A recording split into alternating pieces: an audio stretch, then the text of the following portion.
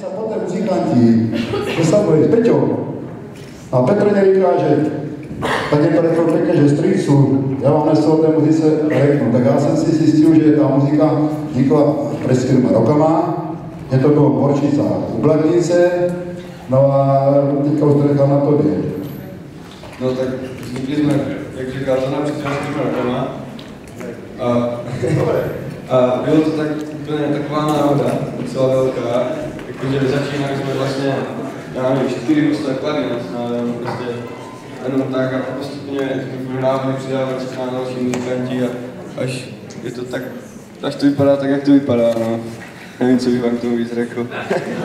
To bylo pěkné, vypadá to velice pěkně, to uvidíte sami, protože s nima hraje ještě zajímavý člověk, který je takový handicapovaný, nevidí. A já si těchto lidí strašně moc vážím, protože to jsou lidi, kteří dokážou udělat takové věci, které my normálně, které vidíme, ani neumíme udělat. Uvidíte sami, vycítíte, jaký má v sobě techniku, jaký je to muzikant, pan muzikant už na ty roky.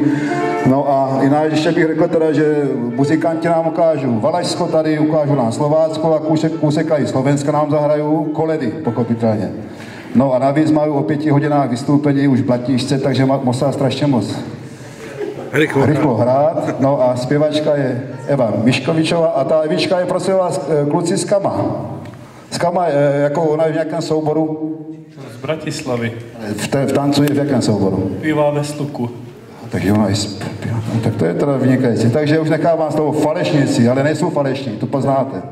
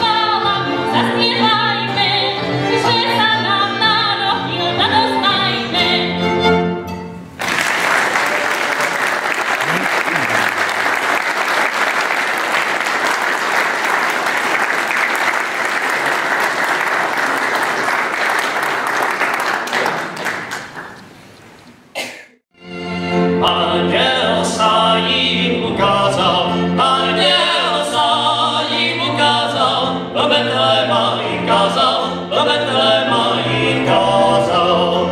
Staňte lidé a běžte, staňte lidé a běžte, Ježíška tam najdete, Ježíška tam najdete.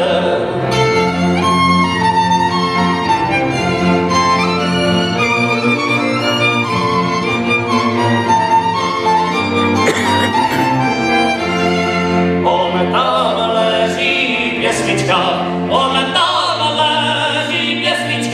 povinutý v plenčičkách, povinutý v plenčičkách. Maria ho kolébá, Maria ho kolébá, svatý Josef mu zpívá, svatý Josef mu zpívá.